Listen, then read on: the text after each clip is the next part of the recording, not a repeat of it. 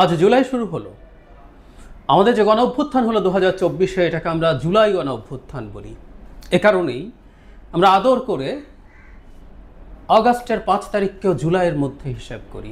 36 জুলাইয়ে শেখ হাসিনার পতন এবং পালিয়ে যাওয়া, মানে 1 বছর হয়ে গেল প্রায়। ইনফ্যাক্ট 5 তারিখ আমরা সত্যিকার অর্থেই শেখ হাসিনা মুক্ত বাংলাদেশের 1 বছর পূর্তি দেখব। কিন্তু এই লড়াইটা এই জুলাই থেকেই আমরা বিবেচনা করেছি। আমরা 1 বছর পূর্তির দিকে এগোচ্ছি।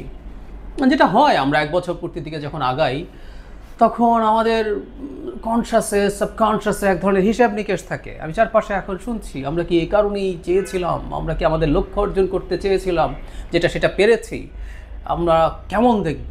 এবং কেউ আওয়ামী লীগের দোসর, এরা দোসর, একদম সোজা সাপটা কথা যেই বলবে আমরা আগেই ভালো ছিলাম, এই কথাও কেউ বলার এখন চেষ্টা করছেন গর্ত থেকে মুখ তুলে।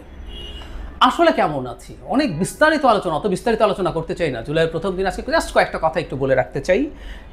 বিস্তারিতভাবে আলোচনা করব। ইনফ্যাক্ট এই মাসে আমরা যতটা সম্ভব আমাদের প্রত্যাশা প্রাপ্তির হিসাব মেলানোর চেষ্টা করব। আমরা অনেকেই হতাশ আছি, মানে শেখ হাসিনা বিরোধী যে শক্তি আছে, আমি তাদের কথা বলছি। শেখ হাসিনা বিরোধী শক্তি যারা আছেন তাদের মধ্যে নানা রকম এজেন্ডা, নানান রকম এক্সপেকটেশন ছিল। এটাই হওয়ার কথা। আসলে বাংলাদেশে একটা স্বতঃস্ফূর্ত গণ অভ্যুত্থান হয়েছে, যেখানে বিভিন্ন রকম কারণে বিভিন্ন রকম মানুষ এসে হাজির হয়েছেন। শেখ হাসিনা পতনের পরপরে একটা ভিডিওতে আমি বলেছিলাম, এটা খানিকটা সময়ের প্রয়োজনে যে ছোট গল্প আছে জহির রায়হানের, সেটার মতো। মুক্তিযুদ্ধে কেন গেছে, মোটা জায়গায় অনেক বড় বড় কথা সবাই সেক্টর কমান্ডারকে বলে, কিন্তু যখন সেক্টর কমান্ডার চলে যায় তখন এক একজনের এক এক রকম কারণ। এমনকি এলাকার পাড়ার মাস্তানের পাছায় লাথি দিতে চাই, এই রকম কারণও সেখানে ছিল। শেখ হাসিনার বিরুদ্ধে বিভিন্ন জায়গায় বিভিন্ন শ্রেণী পেশার মানুষের বিভিন্ন রকম ক্ষুব্ধতা তৈরি হয়েছিল। তারা তার সেই ক্ষুব্ধতার কারণেই মাঠে নেমেছেন। সামনে স্টুডেন্টরা ছিলেন এবং এই নেমে যাওয়ার পর সবাই একত্র হয়েছেন। হওয়ার পরে এই মুভমেন্টটা সফল হলো। এরপর এটা নিয়ে নানান রকম কথাবার্তা শুরু হলো, এটা নানান রকম থিওরিটিক্যাল বয়ান দেওয়ার চেষ্টা করলেন। কেউ বলতে চাইলেন এটা স্টুডেন্টদের একটা মুভমেন্ট যেটা সফল হয়েছে। আসলে স্টুডেন্টদের মুভমেন্টটা এরকমই হওয়ার কথা ছিল। এটা একটা কোটা বিরোধী মুভমেন্ট ছিল। তারা সরকারের চাকরি করতে চেয়েছেন। খুব ক্রুডভাবে বললে তারা শেখ হাসিনা সরকারের চাকরি করতে চেয়েছেন, এবং প্রশাসন, পুলিশ ছিল এইসব যারা চাকরি চান তাদের প্রধান চয়েস।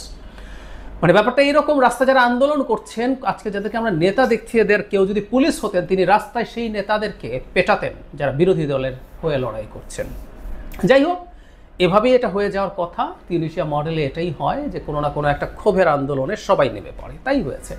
এখন এটাকে এক গ্রুপের ক্রেডিট ক্লেমিং, এক গ্রুপ আবার এটাকে বিপ্লব বানানোর চেষ্টা করে একটা বিপ্লবী সরকার গড়ে দেশে একটা অ্যানার্কি তৈরি করে তারা ক্ষমতা দখল করে ফেলবেন, এরকম চিন্তা, অনেক রকম চিন্তা। প্রেসিডেন্টকে সরিয়ে ফেলো, সেনাপ্রধানকে সরিয়ে ফেলো, প্রক্লেমেশন দিয়ে ফেলো। কেউ আবার সংস্কারের নিয়ে কারোর মানে নির্বাচনকে পেছানোর এজেন্ডা আছে বলে আমি দৃঢ়ভাবে বিশ্বাস করি। কিন্তু অনেকে সেই এজেন্ডা না থাকলেও খুবই শিশুর মতো সরলভাবে রাষ্ট্রকে এত সরলভাবে তারা দেখেন, তারা মনে করেন এবারেই সব সংস্কার করে ফেলতে পারবো। এবং তাদের কেউ মনে করেন এবারের সংস্কারগুলো যদি করে ফেলতে পারে আমাদের ডেমোক্রেসি ফুল প্রুফ হয়ে যাবে। তাদের মধ্যে হতাশা আছে, কারণ সংস্কার তারা যা চান, যেমনভাবে চান, এবং জনগণের নামে চালিয়ে দেওয়া সংস্কার। আবারও বলছি, ডোন্ট মিসআন্ডারস্ট্যান্ড মি। আমি বলছি না সংস্কারের প্রয়োজন নেই, সংস্কারের প্রয়োজন আছে। কিন্তু এই যে জনগণ সংস্কার চায় এবং সংস্কার ছাড়া শেখ হাসিনার পতন কেউ চাইতো না, এগুলো বাজে কথা। আমাদের একদম একটা কমন জায়গা ছিল এই শেখ হাসিনা পতনের মুভমেন্টে, শেখ হাসিনাকে যেতে হবে। বাকি সব কিছুতে আমাদের বিভিন্ন রকম এজেন্ডা আছে, চিন্তা আছে, আমারও আছে, আপনারও আছে, প্রত্যেকের আছে। সেটাকে নিয়ে আমরা নিজের মতো করে আবর্তিত হয়েছে এবং সেটাই ইম্পোজ করার চেষ্টা করেছি। আমি বলছি না আপনার আমার চাওয়ার জনগণের কল্যাণ করবে না, করতে পারে, কিন্তু এটাই জনগণের চাওয়া ছিল। ওটার কারণেই শেখ হাসিনার পতন হয়েছে। না, কেউ বলে শুধু একটা নির্বাচনের জন্য শেখ হাসিনার পতন হয় না, এগুলো সঠিক কথা না। আমরা যদি গণতন্ত্রকে সংখ্যার শক্তির কথা বলি, তাহলে সংখ্যা আসলে চেয়েছে দেশে একটা অ্যাকসেপ্টেবল ইলেকশন হবে। সেই জিনিসটা ছিল প্রধান চাওয়া, এবং সেই চাওয়াটা যদি ঠিকঠাক মতো না হয়, সেটা হয়নি বলে, শেখ হাসিনার সময় সেটা হয়নি বলেই সমস্যাটা তৈরি হয়েছে। এবং আমাদের এটা মনে রাখতে হবে, জনগণ ওই কারণেই একটা অ্যাকসেপ্টেবল ইলেকশনস চেয়েছে, এবং একটা অ্যাকসেপ্টেবল ইলেকশন যদি ক্রমাগত হতে থাকে তাহলে শেখ হাসিনার মতো এত ভয়ঙ্কর স্বৈরাচারী হয়ে এত নিপীড়ক কেউ হয়ে উঠবে না, এই বেসিকগুলো মানুষ বোঝেন। এরপরও নিশ্চিতভাবেই কিছু সাংবিধানিক, প্রাতিষ্ঠানিক, আইনগত সংস্কার আমাদের লাগবে। আজকে এই জায়গায় দাঁড়িয়ে কেমন দেখছি, আমি একটা আফসোস করি বাংলাদেশে, যদি ডক্টর ইউনূসের, আবারও বলি, আমি বহুবার বলেছি, 5 তারিখ ডক্টর ইউনূস না হলে আমাদের বিপদ হতো। ওনার থাকাটা খুবই জরুরি ছিল।